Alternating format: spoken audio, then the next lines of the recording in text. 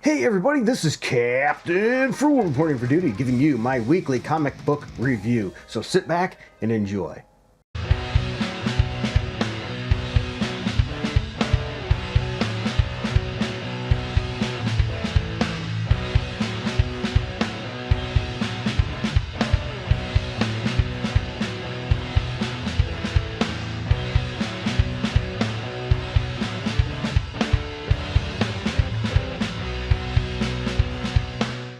Alright everybody, for those of you that know the drill, I go over a bunch of comic books for the week that I chose to read.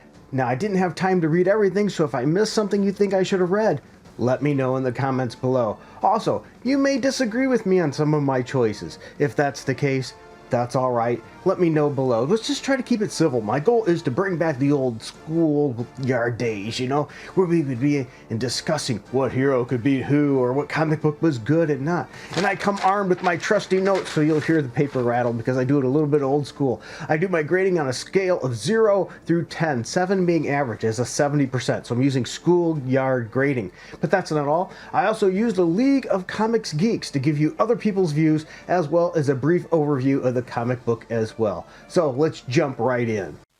All right, the first one I want to talk about is Batman and Robin number 4. With 113 out of 119 with a 4-point average rating.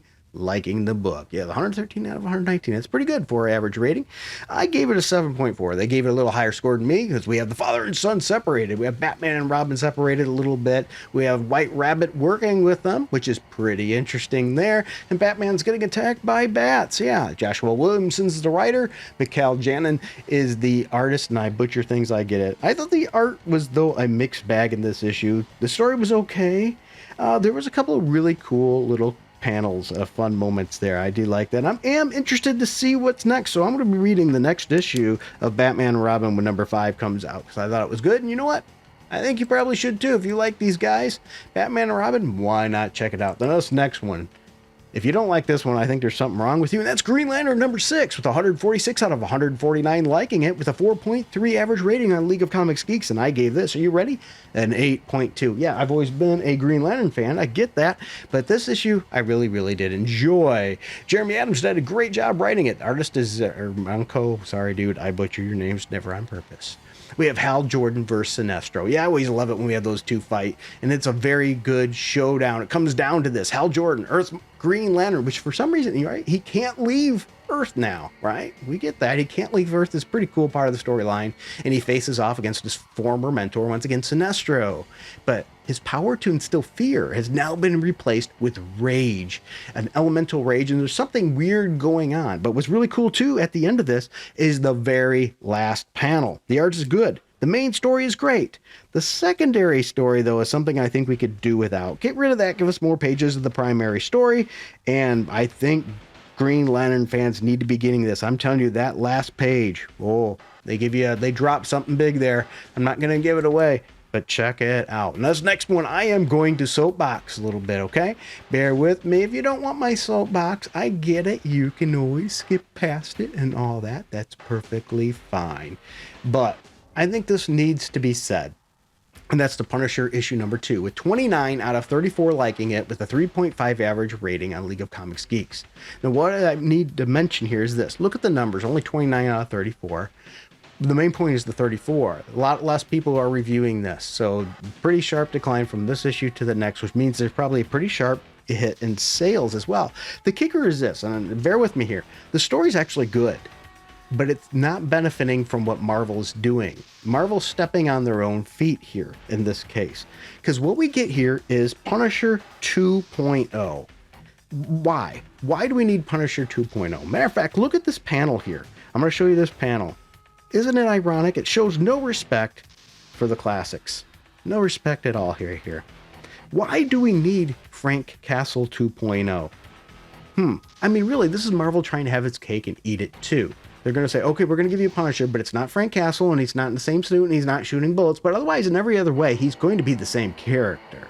Well, then just give us Frank. Let's be honest, there is no other reason for Marvel to do this other than playing politics. They have writers and people in control that have a thing against the people that like Frank Castle. people that enjoy Frank Castle, so we can't let them have that. But we're going to try to still sell this book. And as you see, it's not working.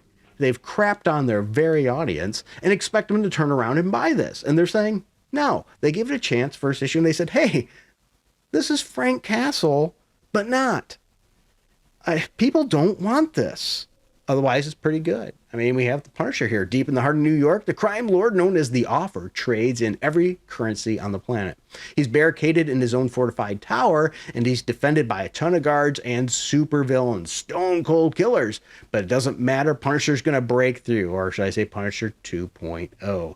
And I think this is unfair to the writer, David Pepose, because he's probably forced to write this with a new character and all that. Where really, that's a shame. It should have been a Frank Castle story, same. And I think this series is not going to last because it's not Frank. They screwed up. Speaking of screwing up, let's talk about Captain America issue number 4. 57 out of 59 liked it with a 3.9 average rating, and I gave it a 7.8. Yeah, so you're probably going, well, how did you say screw up when it gave it such a high score? Well, here's the thing. The art just is a downgrade. Big downgrade in the art. The art was spectacular in this. We have a different artist, and it's just not as good. The writer's J. Michael Straczynski. The art is Lan Medina. And feel sorry for any guy that has to come after what we had previously, because the art was very good. It's definitely a downgrade in that regard, but it is an entertaining story. The enemy strikes. When the mysterious organization targeting Captain America goes on the offensive, Steve Rogers thinks he's prepared, but the battle is not what it seems. And who or what is the emissary? Now, here's the thing. If you want to grow a book's audience, you have to continuously provide something good. And I don't think they give this enough of a chance. And that's probably why we're down to 59 people that reviewed the book. You need to let, especially in a book like this, a Captain America, which is a character that doesn't generate super high sales numbers most of the time. But when you get them at the height of people's awareness, you need to consistently make a book that stays consistently good to keep them coming back. And when you start shifting away from things, you're going to take away. Because before now, people were probably starting up saying, hey, this book is good. The writing's good. The art's been fantastic. Now they're going, well, the art dropped a little bit, which means probably that they're cheaping out on the book a little bit because they didn't get the sales they wanted. So they have to, cut cost. And art is not where you want to cut cost in a comic book. Right? You probably shouldn't be cutting cost anything. Once again, you need good quality consistency, and they messed that up. Now, next one I want to talk about, I like this cover, and that is Daredevil Gang War #1, but it's not the Matt Murdock Daredevil. Okay? Nope, it's Elektra, and that's okay. And we have 42, though, out of 45 liking it with 3.8 average on League of Comics Geeks, where I gave it a 7.2. Not as high as they did, but I liked it. And who do we have writing this? Well, we have none other than Erica Schultz and penciler Sergey Fernandez de Valla, which I probably messed up some here, but that's okay. The heat is on in Hell's Kitchen. Yep, former assassin turned Daredevil has been recruited by the Amazing Spider-Man, with the help of Luke Cage, of course, to stop New York City from tearing itself apart. Yes, as all those mobsters are fighting in a gang war over territory, and we have Elektra in the middle of it trying to stop it.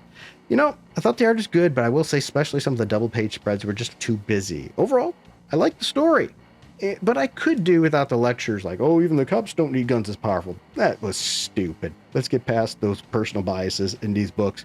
Stay on character, stay on tone, people. If you are reading Gang War, I recommend getting this issue. Now, if you're not reading the Gang War crossover event, you'll probably want to skip it because it doesn't really mean anything to you.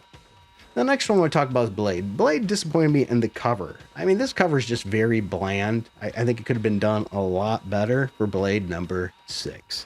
Otherwise, though, it's an okay issue. 49 out of 50 liked it with a 4.1 average rating on League of Comics Geeks. Yeah, Brian Hill was the writer, artist Lee Ferguson.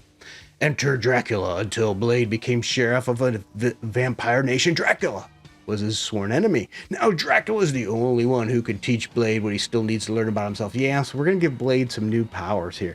To be honest, the art was decent at best in this issue. It's a little bit of a slow-paced issue. Mainly all it is Blade getting trained. So while reading this issue, throw on some Rocky training montage music or something of that sort from the 80s, and you'll get the right feel for this issue. But I will say we get a glimpse of the Hulk at the end of it, because Hulk's going to be in the next issue. And if you're not aware, Hulk has a lot of connections to this kind of stuff. So it should be interesting to see how they write about that.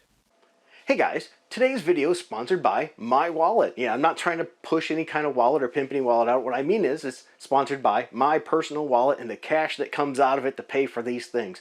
If you want to help with this, you can hit like, subscribe, that notification bell. Those are great ways to get started. But if you find yourself in a position where you can help the channel more, we have a Patreon and a subscribe star down below that you can click on those links. And for as little as $1 a month, you'll have special videos and things to just you, music that you can get. Or maybe if you wanted to, a one-time donation just to help out, we have a Streamlabs link down below. Or we also have, if you go to the Patreon shop, you could buy a song for like $3. I wish I could put them a little lower, but that's the minimum they allow for that. So there's lots of options. Sometimes you might even see an Amazon link. If you want to buy anything through Amazon, click on my link first, then go through there. That'll give me a couple pennies, possibly that way too as well. So there's lots of ways you can help out the channel, because without you, it would not be possible. So thank you, everybody. And let's get back to the video. The next one I want to talk about is The Last Days of Moon Knight. Moon Knight number 30. The conclusion of this story arc and the series, but they're going to give it another number 1. It's not really truly over. Writer was Jed MacKay, and the artist was Alessandro Cappuccio, whatever, sorry dude. And that wasn't out of any meanness. Normally I don't like this art style, but I think it does work for this book, I must say. 113 out of 119 liked it on League of Comics Geeks with a 4.4 average rating, where I gave the book an 8. I gave it a very high score too. The terminal seconds of Moon Knight, Night's End. The Battle of the Mount reaches an explosive conclusion, and all that stands in the way of the Black Spectre's schemes of annihilation is one another beaten, battered, and bloodied Moon Knight. But can Moon Knight triumph against the odds? You're going to have to read this issue. That's an interesting thing, because remember, Moon Knight cannot be resurrected anymore. Well, we'll see what happens with that, because here's the thing. The art was pretty good in this, as I said. I will definitely be interested in checking out the next run, which is going to be called Vengeance of the Moon Knight. So even though this is ending, we're just picking up with another number 1, so the continuation of the series. What's going to happen? Because, well, I don't want to talk about how do we get on and move on beyond this. It should be interesting. Hopefully it will continue the greatness, because this was a good series. If you like Moon Knight at all, this was one you should have been reading. If you were potentially interested, you should have been reading. Now, speaking of should have been reading or not, this next one, the writer can't stop but stepping on himself and causing more harm. And this book was World's Finest Teen Titans number 6. And I get it if you didn't want to read it. The writer is Mark Waid, artist is Manuel Lupicino, whatever, sorry if I once again butchered that name. Mark Waid can't seem to get out of his own way. He's been writing some good books lately. I know I hate to say that, because he's nothing but a turd as a person, it seems like, on how he acts and how he behaves. As you've seen recently, he's been pitching a little fit. And he's one of those people that if he doesn't get his way, he'd rather burn everything down. He's like, I'll take my ball and go home. He's one of those morons. He's just that kind of way. He's a child in a man's body. He has never learned to grow up. I don't think people have stood up to him and said, you know what?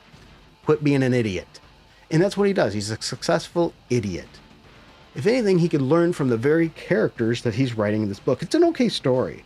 Really is, but Mark Waid could learn from the very characterization of the characters he's learning. We have the anti-Titans versus the Titans in here in a showdown, a rematch after the Titans got their butts kicked, and you get that. I'd recommend, it's good. These 6 issues have been good, but if you don't want to buy a Waid book, I completely understand that, because Waid really doesn't deserve it.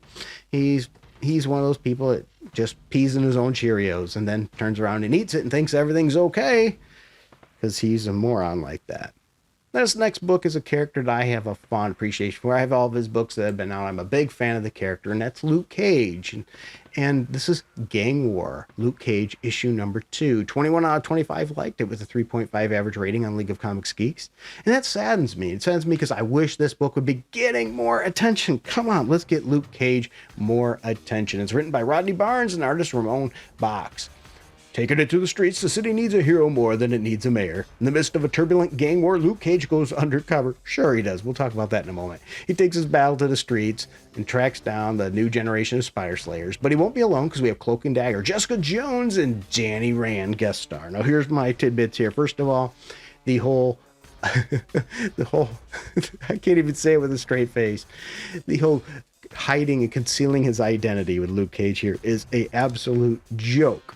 First of all, anybody that sees him is probably going to recognize that. I mean, sorry, the mask just doesn't do it. Because here's a couple things. He's running around with the same crew he always ran around with as a hero. He's displaying the same powers. He talks the same. Anybody that sees him for a second is going to go, well, that's Luke Cage.